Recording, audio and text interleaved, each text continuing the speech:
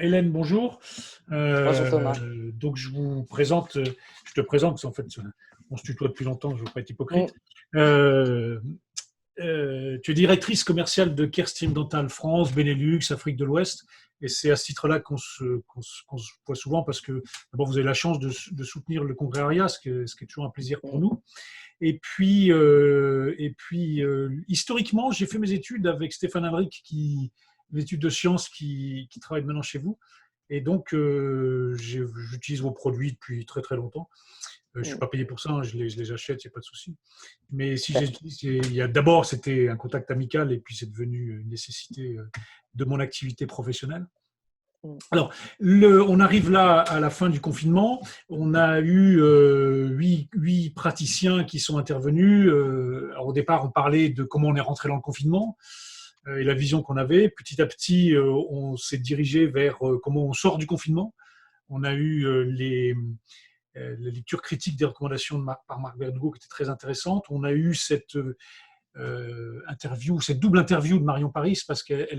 elle est intervenue d'abord juste avant qu'ils sortent du confinement, et puis ensuite, au bout d'une semaine, puisque dimanche dernier, on a vu son interview, pendant une semaine, elles ont travaillé dans leur clinique et on leur a posé la question de savoir comment ça s'est passé. Et, euh, et maintenant, sortir du confinement, c'est quels seront nos partenaires, donc les industriels, comment on va sortir avec eux, parce qu'on imagine qu'eux aussi ont vécu le confinement. Donc la première question que je vais vous poser, c'est comment est-ce que vous avez vécu ce confinement? Parce que ça, c'est comme nous, hein, vous n'avez plus de clients du jour au lendemain, c'est un espèce de cataclysme qui nous tombe tous dessus. Et ensuite, évidemment, comment on en sort ensemble, quels outils vous allez nous apporter pour continuer à évoluer dans le monde du numérique, on ne peut pas arrêter de ça. Et puis ensuite, votre vision future du numérique. Donc la première des questions, le confinement, ça nous est tombé dessus. Comment vous l'avez vécu? Alors, ça nous est tombé dessus un peu plus tôt que vous, puisque nous, on est une entreprise mondiale. Donc, on a déjà été touché dès le mois de janvier par ce qui se passait en Asie. Ah C'est-à-dire que oui, la demande en Asie s'est arrêtée. Néanmoins, on avait quand même les deux tiers du monde qui fonctionnait. Donc, jusque-là, ça allait plutôt bien. Et effectivement, juste avant que le confinement soit annoncé, il y avait déjà beaucoup. On voyait ce qui se passait en Italie d'abord. Et puis, il y avait déjà beaucoup d'informations des dentistes qui remontaient le fait que c'était quand même extrêmement dangereux de garder les cabinets ouverts. Donc, nous, ce qu'on a fait d'abord, c'est de mettre tout le monde en télétravail, tous ceux qu'on pouvait, avant même que le confinement soit prononcé, parce que ça n'avait plus de sens d'aller en cabinet compte tenu de ce qui se passait. Et la deuxième chose qu'on a faite, c'est que tu sais qu'on travaille avec des revendeurs installateurs qui sont très proches des praticiens, nous, on est fabricants, et donc on a stoppé toutes les livraisons. C'est-à-dire qu'on a décidé du jour au lendemain, le 17 mars, de tout bloquer pour éviter de créer des problèmes de trésorerie supérieurs à ce qui allait déjà se passer pour eux. Bon, ça n'a pas été une décision facile et on leur a demandé de confirmer pour ceux qui le souhaitaient les livraisons, c'est-à-dire on ne livrait plus rien. On a quand même eu quelques demandes de livraison parce qu'il y a des praticiens qui avaient des projets d'investissement et qui ne voulaient pas les remettre en cause et qui ont dit finalement, autant faire toutes les installations pendant cette période où le cabinet est oui, fermé, oui. parce que quand on va rouvrir, on aura d'autres choses à faire. Et je pense que c'était une bonne analyse. Alors, au niveau de l'usine, tu sais qu'on fabrique en France, que 90% de notre production, c'est à Marne-la-Vallée, qu'on a toute notre R&D. On a continué à produire jusqu'au 23 mars, enfin jusqu'à la fin de la semaine après le confinement. Et puis, on s'est arrêté parce qu'il y avait encore les Amériques. Et très vite, le virus a atteint aussi les États-Unis. On a vu, En on a vu. quelques jours, malgré ce qu'a dit M. Trump pendant un moment, que ça ne serait rien du tout. Donc là, tout d'un coup, la demande s'est arrêtée. Et là, bon, on a tout arrêté, on a mis effectivement tous les gens en production en chômage partiel et la R&D en télétravail parce qu'on a besoin de continuer à développer. Maintenant, pour mon équipe, c'est-à-dire l'équipe commerciale, celle qui est plus proche des praticiens, des revendeurs et l'équipe technique, euh, ce qui était intéressant dans les entreprises, c'est que les gens se retrouvaient complètement perdus du jour au lendemain. Ce tsunami, il affecte évidemment, ça a été hyper anxiogène sur le plan de la santé. Est-ce qu'on va l'attraper, ce fichu virus, et est-ce que si on l'attrape, on va se retrouver en réanimation, voire pire? Mais aussi sur le plan économique, c'est-à-dire que tout le monde a anticipé qu'il y avait un risque majeur à terme de licenciement, de perte de job, quoi. Donc, la première chose que j'ai faite avec l'équipe, c'est de fédérer, c'est-à-dire de faire en sorte, avant même qu'on attaque les congés, le chômage partiel, etc., se dire finalement, ce changement, c'est un changement, c'est une crise. On peut le voir comme un tsunami, et c'en est un, mais on peut aussi y voir une opportunité. Et c'est aussi ce que le changement, c'est toujours une opportunité. Oui, oui, je Et crois. en fait, la grande opportunité, c'est tout d'un coup, on a eu du temps disponible. Ce qu'on n'a jamais, ni nous, ni nos revendeurs, ni les praticiens.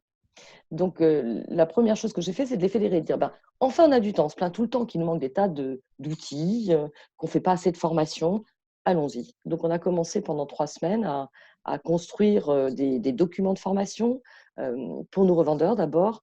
Il y a déjà des tas de choses qui existent, mais c'est très théorique. Après, la réalité de nos équipes, c'est qu'ils sont sur le terrain et qu'ils ont pu construire des choses, des trucs et astuces, des choses beaucoup plus pratiques pour assurer une bonne installation, pour assurer une bonne prise en main.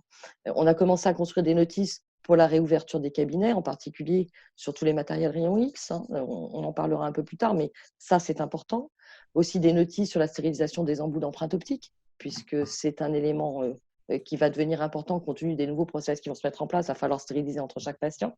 Donc, il va falloir avoir suffisamment d'embouts et suivre les process de stérilisation. Donc, tout ça, on l'a construit. Et puis après, on a commencé à faire des webinaires avec nos revendeurs pour les former. C'est un moment où on peut vraiment les former, aussi bien sur le plan technique que sur le plan commercial produit, qui connaissent mieux nos produits, qui puissent mieux en parler.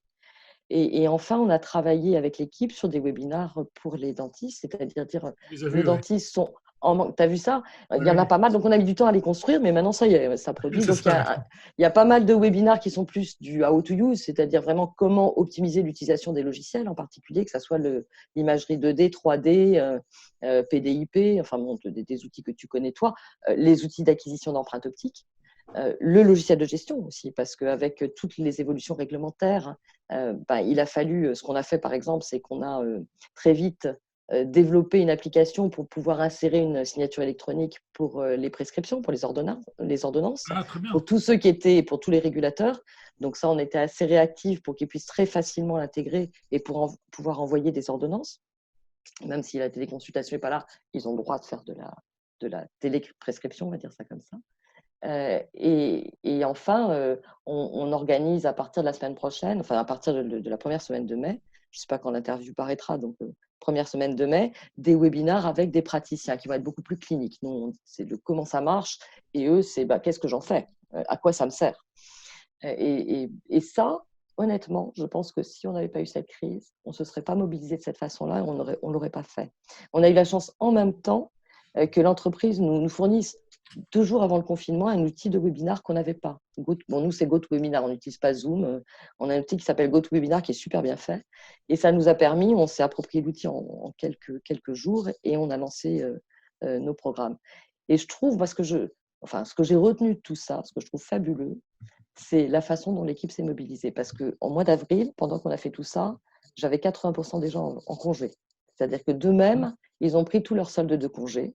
D'abord parce que on voulait que tout le monde, à la sortie de la crise, soit mobilisé pour être présent et pas en vacances. Et puis d'autre part, avant de mettre en place les mesures de chômage partiel, qui n'étaient pas très claires au départ, je leur ai demandé proposer, parce que je ne pouvais pas l'imposer. Légalement, on avait droit à 6 jours et à l'époque, ce n'était pas encore annoncé. Et d'eux-mêmes, ils ont posé tout leur solde de congé de RTT. Et ils ont travaillé pendant tout ce temps-là pour produire. Et ce que je trouve fabuleux, c'est de voir cet engagement, cette mobilisation et cette passion. Et je crois que c'est ce qui est incroyable, c'est que dans des périodes de crise, on voit aussi à qui on a affaire, on voit les gens qui sont capables de s'engager. Les gens se révèlent, oui, c'est vrai. Les gens se révèlent. Et ça a été vraiment sympa. Donc voilà comment on l'a vécu. Et finalement, bien sûr, on n'est pas content de ce qui se passe. Le chiffre d'affaires du mois de mars, ça a été la moitié de ce qu'on fait normalement, vu que c'est arrivé au milieu du mois de mars. Et le chiffre d'affaires du mois d'avril, je t'en parle même pas. Enfin, je pense que vous vivez la même chose. Donc, c'est une période extrêmement difficile en termes de trésorerie, évidemment. Et on va commencer à mettre en place des temps partiels. Et pour parler de la sortie de crise, tu disais ensuite comment vous allez faire, déjà sur le plan interne, notre vraie difficulté, c'est que nous, on vend du gros équipement.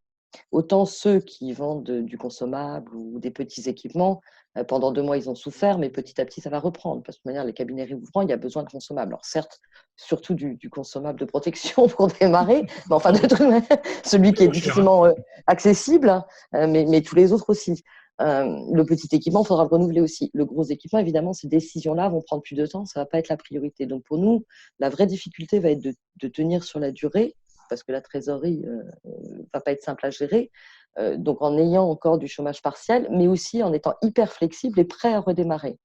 Et puis aussi en proposant des choses, c'est-à-dire Je pense qu'il va falloir qu'on raisonne différemment. Bon, déjà, dans les recommandations de l'ARS, comme pour les urgences, j'imagine, je ne les ai pas lues, hein, mais j'imagine qu'ils disent qu'il faut privilégier l'imagerie extra-orale à l'imagerie intra-orale. Oui, Et en absolument. France, il y a quand même 50% des cabinets qui ne sont toujours pas équipés de panoramique. Donc, oui, autant le taux d'équipement en Conbeam augmente.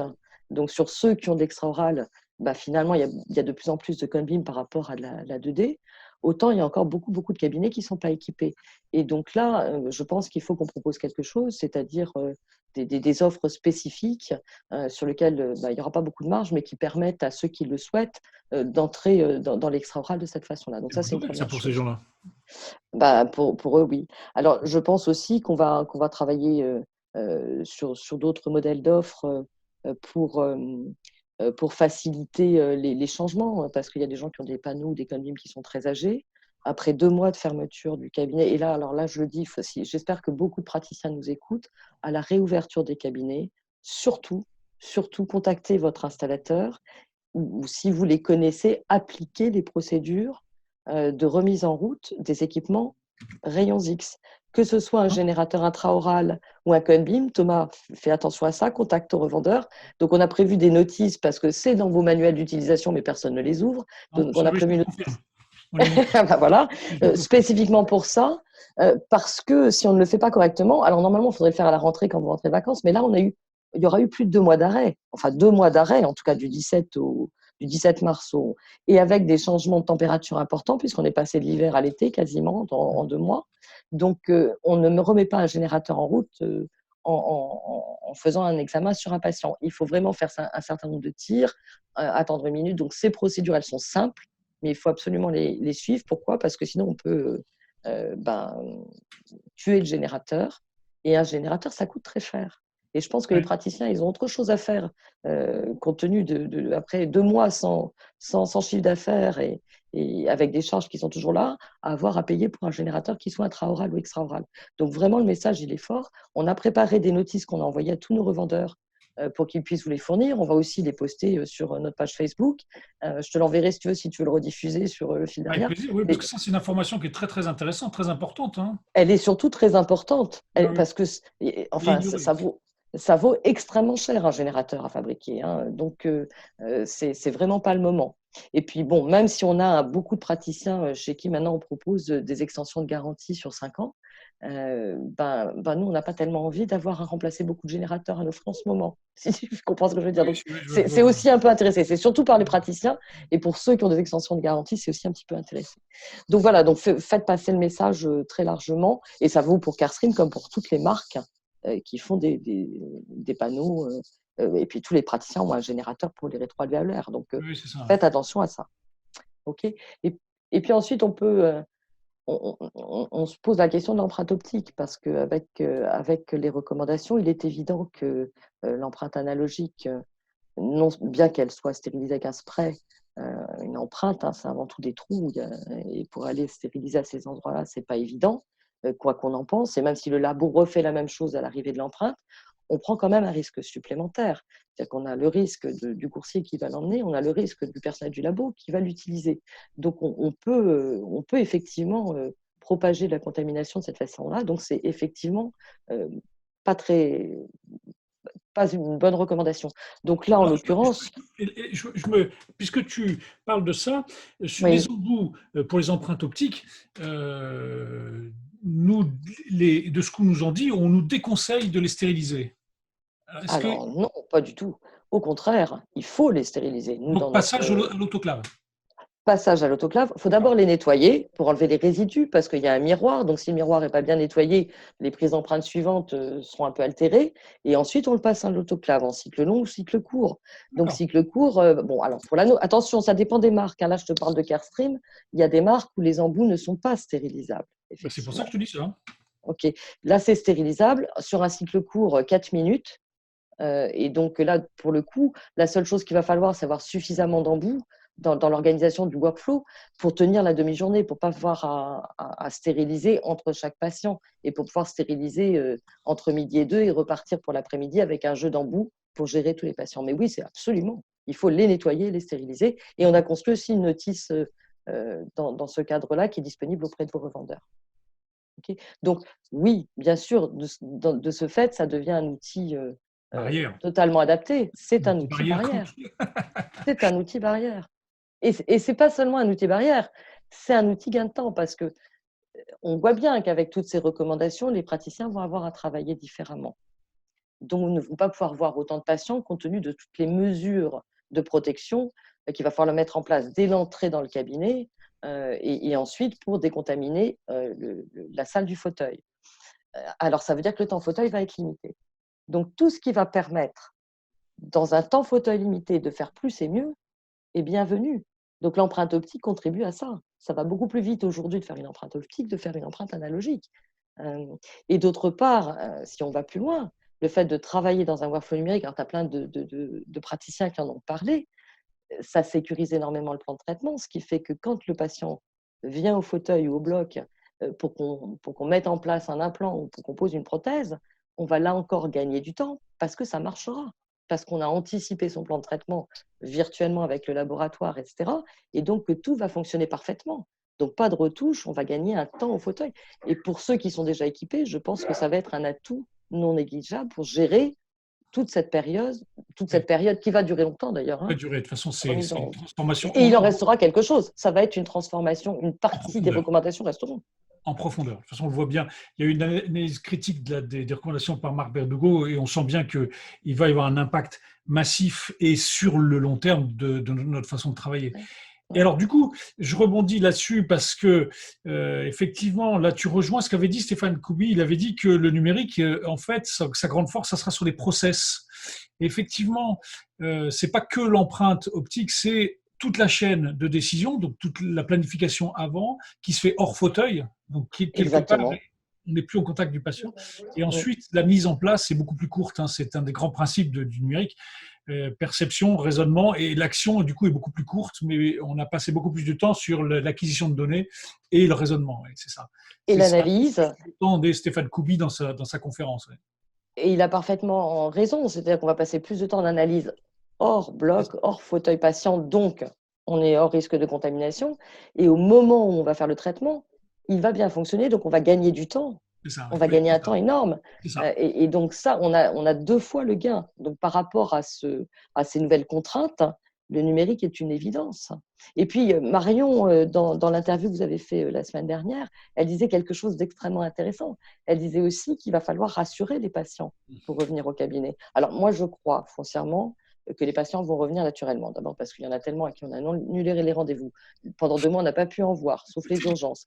Plus tous ceux qui seraient venus naturellement après le confinement, même s'il y en a qui sont à risque et qui ne viendront pas, va y avoir un afflux massif de patients. J'ajoute à ça que je pense qu'il y a un certain nombre de praticiens âgés qui continuent à travailler par plaisir, par passion, peut-être sur un rythme moindre, qui n'ont pas forcément une assistante, qui n'ont pas forcément tous les éléments pour mettre en place une reprise d'activité, qui vont peut-être décider d'arrêter. Je l'entends beaucoup sur l'Île-de-France en particulier. Oui. Donc ça veut dire un afflux de patients encore plus important pour les autres. Oui. Donc moi, là-dessus, j'ai aucun doute sur l'afflux de patients. Maintenant, il va falloir quand même rassurer. Et effectivement, ce qu'elle disait très juste, quand on voit un cabinet high-tech qui est équipé des dernières technologies, fondamentalement, on se dit qu'au niveau de la sepsie, ça doit être aussi bien. C'est un réflexe évident de n'importe quel consommateur, sans parler de patient. Oui, oui. Non, donc, rien que dans ce cadre-là, ça va être important. Et alors après, pour finir sur la sortie de crise et les difficultés des vendeurs d'équipements, je crois que on se pose la question, mais c'est vraiment pour l'instant le balbutiement de la réflexion, de proposer des solutions qui ne soient plus en investissement, mais en location ou en pay-per-click. On installe et c'est à l'usage que l'on paye. C'est vraiment pas du tout dans la culture des chirurgiens dentistes. Hein. C'est-à-dire que jusque-là, toutes les tentatives qui avaient été faites par les uns ou par les autres pour proposer plutôt que de la location de l'investissement passaient pas. C'est-à-dire que vous avez été habitué culturellement à investir dans un fauteuil, à investir dans du matériel, à le financer et ensuite à l'amortir. Or, en fait, je pense que ce que va peut-être apporter cette crise et cette sortie de crise, c'est finalement réaliser qu'en numérique, les outils évoluent relativement vite. Et donc, c'est peut-être pas idiot de raisonner sur d'autres types de financement qui permettent de faire évoluer le parc. Et plutôt que de dire je vais investir, après j'aurai fini de payer et là je vais vraiment en profiter sans avoir à payer tous les mois, je me construis un budget, une charge qui correspond à mon matériel numérique, mes ordinateurs qu'il va falloir changer aussi très souvent, mon Coin Beam, mon empreinte optique surtout qui évolue vite. Et ce budget-là, je le garde en permanence. Et je vais peut-être louer pour 3 ans ou pour 4 ans et je pourrais renouveler plus vite et être toujours à la pointe des évolutions parce que les matériels continuent à évoluer, sont plus rapides, sont plus performants et les logiciels continuent à évoluer aussi fortement. Comprendre bien, ce que vous avez en tête, c'est ce qui se développe beaucoup dans l'automobile avec le LOA. Par exemple, Oui, par exemple, ça, on ça était peut être… réfractaire à ça et maintenant on y vient. Eh oui, eh oui. Mais ça vient aussi de la technologie. Un fauteuil, on le garde des années. Donc, c'est pas idiot de penser, je prends un leasing sur 7 ans, puis ensuite, il ne me coûte plus rien. Mais dans le numérique, je crois que tout le monde en prend conscience maintenant, rien que le parc informatique doit être renouvelé très, très, très souvent. Windows 7 est plus supporté. Si on a des ordis qui sont Windows 7 et qui ne supportent pas Windows 10, il faut changer tout le parc d'ordi. C'est comme ça. Et on ne peut plus travailler avec des ordis non professionnels dans un cabinet dentaire. Donc, ça devient une charge qu'il faut garder comme une charge fixe, mensuelle, et pas comme un investissement. Je pense que ça va être certainement une évolution importante. Mais on réfléchit aussi à aller un petit peu plus loin, c'est-à-dire, quand je dis payer à l'usage, c'est même pas une location, c'est dire on paye en fonction de l'usage qu'on a des matériels. On n'en est pas là, hein, mais c'est vraiment au balbutiement. Mais ça pourrait être aussi quelque chose d'intéressant pour l'avenir. C'est-à-dire je paye par rapport à ce que je consomme. Oui, mais c'est applicable sur du logiciel, mais par exemple, sur l'achat d'un Conbeam, ça reste un. Un Conbeam, tu peux payer en fonction du nombre de panneaux et du nombre de Conbeam que tu fais. Ah oui. Ah oui, On n'en oui, est pas là, il y a mais des pourquoi pas? photocopieuses qui fonctionnaient comme ça. Ouais. Voilà, voilà. C'est le Ouais, principe des photocopieurs. Alors, un peu différent, mais c'est surtout ma charge, elle est équivalente à ma à mon consommation. activité. Donc, elle est plus fixe, elle s'adapte à mon activité. Ça peut être intéressant. Par exemple, ceux qui ont aujourd'hui un Conbeam et qui payent un leasing tous les mois et qui ont payé leur leasing au mois de mars, au mois d'avril, alors qu'il n'y avait pas de rentrée d'argent, dans un cadre comme celui-ci, la Ah, charge, elle… Donc, on n'est pas prêt encore à mettre ça en place parce qu'il faut que les systèmes soient capables aussi de compter l'usage. Mais ça peut être une piste pour l'avenir. alors, ça voudrait dire qu'il y aurait qu'un petit utilisateur, il va utiliser une machine petite, et puis un gros utilisateur, il a plutôt intérêt à faire installer dans son cabinet une machine avec plein d'options. C'est ça que ça veut dire aussi. Ça veut dire ça aussi. Ça veut dire aussi qu'en fonction de l'usage qu'on connaît un peu, on va savoir déjà historiquement ce qui a été fait, on peut adapter avec un forfait et un usage ou uniquement un usage si ce sont vraiment des gros cabinets qui consomment beaucoup. On n'en est pas là. Je dis, c'est les balbutiements de cette réflexion. Mais C'est intéressant. je pense que c'est une réflexion qui peut être intelligente pour la dire. Mais ça veut dire que le praticien n'est pas propriétaire de son matériel. C'est-à-dire c'est une mise à disposition. Et ça, c'est un changement de mentalité colossal. C'est-à-dire que je ne suis pas sûre qu'on soit encore prêt pour ça. Mais on commence à y réfléchir, en tout cas. Moi, je suis pas sûr qu'on soit pas prêt pour ça, parce que la nouvelle génération a appris à plus acheter de résidence secondaire avec Airbnb. Oui, c'est vrai que Et les puis, mentalités changent. c'est ça. Et le succès des LOA pour les voitures est tel que c'est pareil, on n'est plus vraiment propriétaire de sa voiture, quoi. Puis on change au bout des 5 ans, et puis voilà. Mm. Et finalement, je ne sais pas si on n'est pas prêt. Mais c'est vrai que pour nous, ça nous donnerait une vraie souplesse dans la gestion de nos structures. Surtout si Alors, on. c'est une piste et je pense que c'est intéressant justement de l'ouvrir là. Et ça peut être intéressant d'avoir le retour d'autres sur cette piste-là. C'est-à-dire de dire, je n'investis plus dans du matériel, je le loue à l'usage. Et donc, je ne suis pas propriétaire de mon matériel. C'est vraiment un changement important. Effectivement, les jeunes générations auront peut-être plus de facilité à switcher sur un modèle comme celui-ci. Ouais, c'est pas mal. Hein. Moi, j'avoue que je suis plus tout à fait dans la nouvelle génération, mais ça peut me séduire, surtout effectivement en ce moment.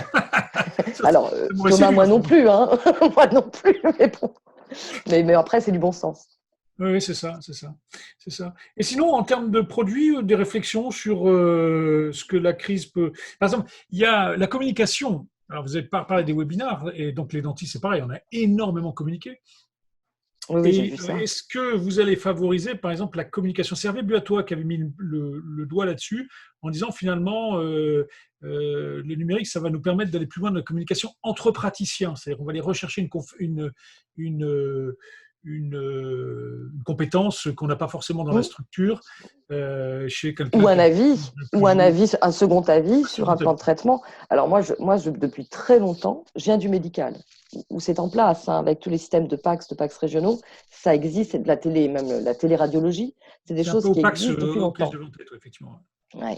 Donc oui, effectivement, je pense que c'est l'avenir du numérique. Mais si on revient un petit peu en arrière sur le numérique, quand certains disent, je ne sais plus qui disait, le taux d'équipement numérique n'est pas très développé sur l'empreinte optique. C'est vrai, le taux d'adoption est encore relativement faible. Mais sur le numérique en France, dans les cabinets dentaires, de façon générale, le taux d'adoption est bien plus fort que dans d'autres pays. On a été les premiers à avoir un logiciel de gestion, et c'est César Vital qui l'a amené dans tous les cabinets. Les premiers à avoir de l'imagerie intraorale numérique, d'abord ça a été inventé en France par Trophy, donc je le rappelle au passage, et donc la France est numérisée sur l'imagerie depuis très longtemps, le marché dentaire, les praticiens. Mais simplement, historiquement, ça apportait quoi? Ça apportait simplement deux choses: l'immédiateté de l'information par rapport au film argentique, et ça apportait la facilité de stockage et de retrouver l'information, puisqu'on avait une fiche patient, on n'allait pas chercher dans un dossier, on l'ouvrait, cliquait, hop, on avait vu à l'image. C'était le seul apport. Ce qui a changé depuis, il y a plusieurs choses qui ont changé. On a commencé à ajouter à ces données, c'était juste de la capture de données, des informations supplémentaires, des applications pour mesurer, pour analyser, pour concevoir des plans de traitement. Mais c'est resté souvent très manuel, vraiment manuel. Et donc, j'ai entendu certains de tes intervenants qui disaient quand même le numérique, c'est rébarbatif parce qu'on doit passer beaucoup de temps à préparer. Par exemple, faire la segmentation des dents. Et c'est vrai, je vois certains logiciels qui prennent beaucoup de temps. Faire le matching des données entre un cone-beam et l'empreinte. Et ce qui va évoluer déjà, et ce qui a évolué, c'est qu'en fait, aujourd'hui, pour que le numérique fonctionne, il faut que tout ça, ça soit automatisé. Alors, nous, c'est ce qu'on fait. C'est-à-dire qu'on n'a pas développé peut-être autant de logiciels que d'autres, mais tout ce qu'on développe, c'est automatisé. La segmentation des dents, elle est automatisée. On fait des tracés automatiques sur des CEF. C'est-à-dire qu'on appuie sur un bouton, paf, en suivant la méthode qu'on veut suivre, de l'air ou un autre, et on va avoir tous les tracés déjà faits. Et ça n'a aucune valeur de tracer des traits, hein. Le praticien passait du temps à faire ça, pendant ce temps-là, il ne facture pas. Donc ça, c'est fait automatiquement. Et il peut passer plus de temps avec son patient à nouveau. Donc ça, c'est déjà un élément énorme, et je pense que ce qui va s'améliorer encore, c'est que ces automatismes qu'on a mis des années à développer pour créer ces algorithmes, grâce à l'intelligence artificielle, on va pouvoir les développer beaucoup plus vite. C'est-à-dire que le premier rapport de l'intelligence artificielle dans le numérique, ça va nous permettre de développer des applications, des calculs, de la préparation de cas automatiques beaucoup plus vite. Donc, on va pouvoir aller beaucoup plus vite dans le développement des logiciels, et ils seront beaucoup plus simples à utiliser qu'ils ne l'étaient par le passé. Donc, ça va rendre ça beaucoup plus abordable, même pour des gens qui ne sont pas des geeks et qui n'ont pas envie de passer des heures devant leur ordinateur. Et ce n'est pas là qu'ils ont de la valeur, c'est bien sur leur fauteuil avec leurs patients. Donc, je pense que ça va changer le taux d'adoption.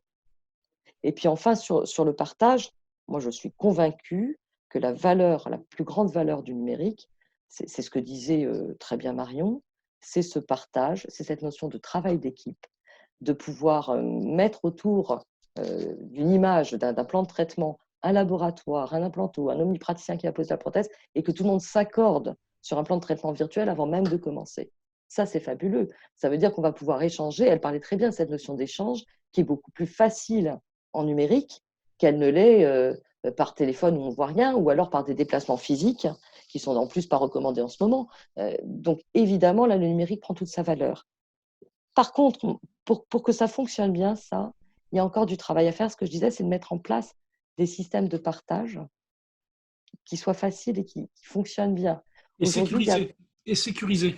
exactement. Donc, ça veut dire des clouds Ça. qui soient avec des plateformes qui soient agréées hébergeurs de données à caractère médical, qui amènent à la fois la sécurisation des données patients et la sécurité des données elles-mêmes, qu'elles ne soient pas perdues. Donc, pour ça, il y a des gens en France qui font ça. Et je pense que les fabricants comme nous devons développer ces clouds en s'appuyant sur ces hébergeurs de données pour permettre ces échanges. Il y a une société qui fait ça très bien déjà, c'est la société Swissmeda, qui ont développé un logiciel de modélisation de guide implantaire, SMOP, et qui ont un cloud. En fait, quand quand tu décides de travailler avec SMOP, non seulement tu souscris pour une application en ligne qui va te permettre soit de faire ton planning implantaire, soit de faire ton planning et ton guide, soit de modéliser juste ton guide si tu travailles par exemple avec nos logiciels. Et eux, en fait, c'est pas que ça. Ça donne accès à un cloud qui va te permettre de partager ton cas non seulement avec ton labo qui va te fabriquer le guide puis la prothèse, mais aussi avec l'omnipraticien. Et donc, tout le monde va pouvoir travailler autour de ce cas et s'accorder sur le plan de traitement. Et ça, c'est génial. Et là, on a beaucoup de travail encore à faire, nous et les autres d'ailleurs, pour proposer des solutions qui soient sécurisées et qui permettent de partager facilement. Et de pas de partager seulement des informations, mais de partager l'ensemble, le plan de traitement. Et la deuxième chose qui est un parallèle de ça, c'est que pour moi, le monde du numérique ne fonctionnera bien en dentaire que quand il sera totalement ouvert. C'est-à-dire que les workflows fermés, où je fais tout avec la même marque, que ce soit l'équipement, les logiciels, pour moi, ce n'est pas l'avenir. Il faut que le chirurgien dentiste garde sa liberté de pouvoir utiliser plusieurs types de logiciels. Et l'avenir, il est dans des fichiers ouverts, mais surtout, en plus de ça, dans des intégrations. Alors, ça demande beaucoup plus de travail, parce que ça veut dire que des éditeurs de logiciels, comme nous et comme d'autres, doivent travailler ensemble pour intégrer. J'ai donné un exemple. Beaucoup de praticiens aujourd'hui préfèrent utiliser, pour faire leur planning implantaire, notre logiciel 3D, parce qu'il est complet, il est super simple. Il est vraiment, bon, je ne veux pas faire de la pub pour Carestream, ce n'est pas le but, mais c'est la réalité. Par contre, aujourd'hui, nous, on n'a pas de solution de modélisation de guide. Et ce n'est pas forcément notre métier. Est-ce qu'on doit vraiment mettre nos ressources de R&D là-dessus? Mais il y a des gens qui font ça très bien. Donc, ce qu'on a fait, c'est qu'on a intégré nos compétences. Et aujourd'hui, tout ce qu'on peut faire dans notre logiciel, par exemple, matcher l'empreinte optique avec le code BIM, faire un planning implantaire avec une intention prothétique déjà affirmée, eh ben, on va pouvoir faire tout ce travail-là.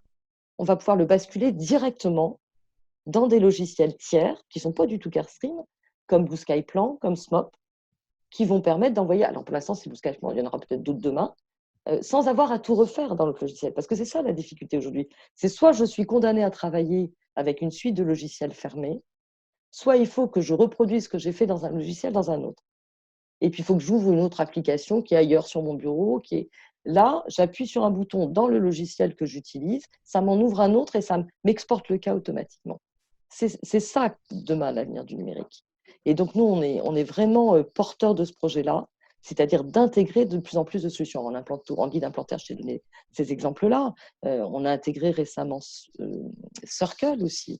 Je ne sais pas si tu en as parlé, qui nous paraît une solution intelligente pour la prothèse adjointe et qui a l'air de bien fonctionner. Et puis, on va continuer. Il y en aura d'autres. Donc, là, je pense que l'avenir est là. Et si les fabricants sont capables de s'entendre et de sortir d'une logique qu'ont certains de dire, par exemple, je ne certifie que tel type d'empreinte optique et pas d'autres, je ne citerai pas de nom, ou avec mes fichiers, on peut travailler que dans mon logiciel ou avec mon usineuse. Non, ça c'est terminé. Ça, il faut l'oublier. C'est pour ça que le taux d'adoption est limité. À partir du moment où les systèmes seront ouverts, et qu'on laissera la liberté aux praticiens d'utiliser des systèmes qui l'intéressent. Et c'est comme ça en médical. Tout est ouvert. Oui, moi j'ai vécu le DICOM au départ où chaque scanner avait son truc fermé, c'était insupportable. Et le jour où ça s'est ouvert, les applications sont apparues en masse. Non, mais ça c'est évident. Exactement. Non, mais ça, oui, mais c'est pas forcément partagé et c'est pas forcément. Toi qui connais bien le médical, tu le vois. Mais aujourd'hui, c'est un frein à l'adoption des workflows numériques, pas du numérique, mais des workflows numériques. Et ce frein, il faut le lever. Les deux freins, c'est la facilité, la sécurité du partage et l'ouverture des différents systèmes. Ouais. Et le jour où on aura fait ça, je pense qu'on aura. Alors nous, on avance dans cette direction, on n'est pas les seuls. Hein. Il y a d'autres fabricants qui travaillent aussi très, très bien dans ce domaine et dans cette direction. Et là, voilà l'avenir du numérique pour moi. Donc, ce que je retiens, moi, c'est que, on l'avait vu, hein, il y avait une demande de numérique de la part des différents praticiens, nos différents confrères sur les différentes interviews qu'on a fait. Effectivement, tu as cité beaucoup Marion Paris parce qu'elle a l'habitude de travailler dans une grosse Oui. structure qui ont beaucoup investi sur le numérique. Preuve, en fait, quelque part, ça valide ce que tu dis sur les workflows, et c'est ce qu'avait déjà pressenti Stéphane Koubi, sur les workflows, sur le fait de pouvoir échanger les données de manière très facile. Et on sait que le groupe Ardentis, c'est très souvent chez Aria et qu'ils regardent beaucoup les différents systèmes et ils les font communiquer pour faire parler en même temps le prothésiste, l'orthodontiste, le chirurgien et les autres. On retient aussi. Et peut-être même, enfin là on reste dans la sphère dentaire, mais à partir du moment où on fait de l'imagerie numérique Conbeam, qu'est-ce qui empêcherait demain de pouvoir partager aussi avec un radiologue pour avoir une sécurité de diagnostic sur d'autres choses qui ne sont pas liées à la sphère dentaire? Tu vois, donc on peut, c'est une sphère beaucoup plus large finalement, c'est de pouvoir partager des images pour avoir des avis, pour avoir une sécurisation. Et au niveau de la communauté dentaire, ça peut être tout simplement aussi pour avoir l'avis d'un confrère qui ne participe pas à ce plan de traitement, mais qui a déjà fait beaucoup de cas de cette nature, et pouvoir partager un cas de cette façon-là, oui, pour moi, c'est la vie. Oui, ça, on le voit bien. Et moi, je vous raconte une anecdote. Deux fois, j'ai reçu des patients qui venaient d'autres pays et ils s'étaient cassé un bridge provisoire. Et le confrère qui avait fait ça, ils avaient fait ça en numérique, donc j'ai reçu le STL. Je l'ai donné à mon prothésiste qui a usiné le bridge provisoire. Quand le patient est arrivé, ça a duré 10 minutes. On a déposé le bridge provisoire classé, on en a mis un nouveau. Et puis il est reparti. Et on imagine ce que ça aurait été si j'avais dû reprendre une empreinte, une occlusion, etc. Donc, effectivement, c'est cette notion de. Et ce que je retiens aussi, c'est que dans cette crise, on aura à s'adapter avec des mesures d'hygiène très particulières. Le numérique a une vraie place. En ce sens où, effectivement, en ne donnant plus des empreintes qui partent par la poste ou parfois tout simplement un coursier, quelque part, c'est un geste barrière. Et puis, en passant plus de temps en amont sur la préparation et la réflexion des cas, et moins de temps au fauteuil, ce qui, de toute façon, ça fait partie des avantages du numérique depuis toujours. Ça ne date pas de Covid. Moi, je me souviens quand j'étais chercheur au CNRS, ce qu'on appelait Praxim, perception, raisonnement, action, c'est-à-dire qu'on passe plus de temps en amont et moins de temps sur le patient. Et ce qui permet d'être moins invasif, etc. Et donc là, on est complètement dans le Covid. Dans cette dynamique, oui, exactement. Et ça a été bien dit par les différents confrères. Et ce qui est intéressant dans votre vision des choses, bon, évidemment, vous avez cette vision des choses, c'est votre métier. Et ce qui est intéressant dans votre vision des choses, c'est que vous allez adapter finalement la progression du numérique par des offres pas forcément techniques tout de suite, parce que les offres techniques, elles viendront, on voit bien que la notion d'ouverture, etc., mais au moins les offres commerciales, par les facilités de paiement, alors peut-être ces histoires de pay-per-click qui existent dans d'autres domaines, et puis cette notion de LOA adaptée au numérique, et qui peuvent séduire un certain nombre de confrères, effectivement. Ça, c'est très intéressant pour nous. Et en plus, ça nous donne une vraie souplesse, c'est-à-dire qu'effectivement, dans des périodes un peu compliquées où on a des chiffres d'affaires qui se cassent la figure, ne payer qu'à la consommation, c'est tellement plus facile. Alors, ça sera plus dur pour les fabricants, mais de toute manière, ça l'est. J'imagine. Ouais. Au final, il va quand même falloir que tout le monde gagne, parce que sinon, ça n'a pas de sens. Oui, non, mais tout le monde gagnera. Enfin, là, à court terme, c'est vrai que ça va être plus difficile pour les entreprises qui sont comme nous, spécialisées dans le gros équipement, et en particulier dans le gros équipement numérique. Enfin, il y aura peut-être des gens qui se poseront la question d'acheter un deuxième fauteuil pour pouvoir gérer justement ce workflow de patient plus facilement. Mais c'est vrai que décider d'acheter un Conbeam maintenant, ça ne va peut-être pas être la première priorité. Et pourtant, quand on y pense, le numérique maintenant peut aider vraiment à mieux gérer cette période de crise. Donc, on verra comment tout ça se déroule.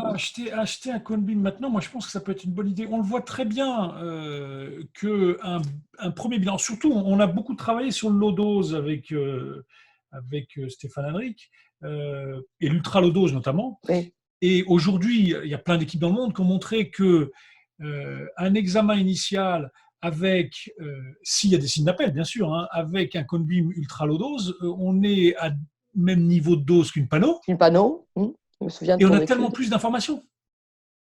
Donc, des plans de traitement qui sont faits de manière plus rationnelle, sur lesquels on ne va pas revenir 3 fois, des plans de traitement qui sont beaucoup plus globaux, avec une explication aux patients qui est de meilleure qualité.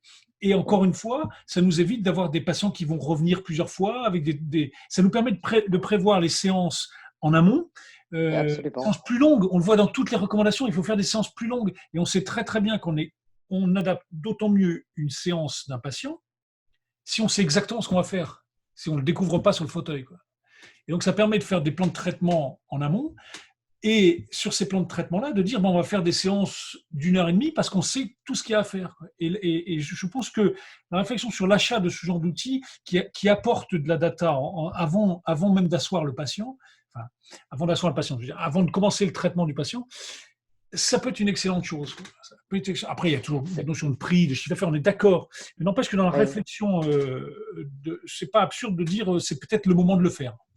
Oui, d'autant plus que même si on n'a pas encore ces solutions de financement un peu nouvelles, il y a quand même déjà depuis très longtemps des sociétés financières qui proposent des leasings avec des loyers décalés, etc., s'il y a des problèmes de trésorerie. C'est-à-dire qu'on sait bien que tout va revenir finalement. Il faut juste passer cette période un peu difficile jusqu'au mois de septembre. Donc ça peut être vraiment effectivement intéressant. Et puis surtout, il n'y a pas eu vraiment d'études, mais tous les témoignages de praticiens montrent qu'à partir du moment où ils ont intégré un CONBIM, particulièrement en implantologie, la capacité à convaincre le patient sur le plan de traitement est montée à 60%. C'est-à-dire que Oui, oui, oui. Mais il n'y a pas ça qu'en change tout. implantologie, il n'y a pas qu'en Enfin, implantologie. et pas qu'en implantologie, dans tous les domaines. Donc, le numérique permet vraiment d'éduquer, mais aussi de montrer aux patients. Marion l'a dit aussi très bien. Alors, je me souviens de Marion, c'était le dernier, mais en, en disant que quelque part, ça rassure le patient parce qu'il voit tout ce qu'on va faire. Il visualise. Maintenant, on peut visualiser alors avec l'empreinte, avec l'implant, avec la prothèse, avec le face scan du patient. Donc, il voit son visage aussi. Le fameux Digital Smile Design. Donc, dans une période où on peut se poser la question, est-ce que les patients vont revenir pour une demande esthétique au départ, on va avoir vraiment essentiellement de la demande fonctionnelle. Je pense. Il y a du boulot sur la demande fonctionnelle. Il y a du boulot. Oui, c'est vrai. C'est beaucoup de travail aussi. Mais c'est vrai que ces éléments numériques qui permettent d'aider à convaincre Oui. vont permettre de faire revenir la demande esthétique aussi. Aider à convaincre et aider à élaborer des plans de traitement qui soient plus rapides à mettre en œuvre. Je suis complètement d'accord avec ça. Et ce qui est très intéressant, c'est qu'on voit bien dans l'interview, la deuxième interview de Marion, qui se passe donc une semaine après la reprise, elle a autant de patients et les carnets de rendez-vous sont autant chargés qu'avant. Il y a juste les délais qui sont un petit peu plus courts parce que certains patients ont repoussé. Mais la bonne nouvelle, c'est que les patients sont toujours au centre demandeur. Hélène, merci beaucoup. Merci beaucoup pour toutes ces informations qui nous sont apportées sur la suite. Et on va rester partenaires, les industriels, les dentistes, les patients. Absolument. On va se tenir les coudes et essayer de faire en sorte de repartir dans les meilleures conditions avec les contraintes qui nous sont imposées aux uns aux autres. On va faire ça comme ça. Pour cette nouvelle vie, parce que je pense que l'impact va être durable. C'est un nouveau métier qu'il va falloir qu'on apprenne, mais c'est toujours stimulant de changer. C'est un brainstorming et ça, c'est toujours intéressant. Hélène, merci beaucoup et puis à bientôt.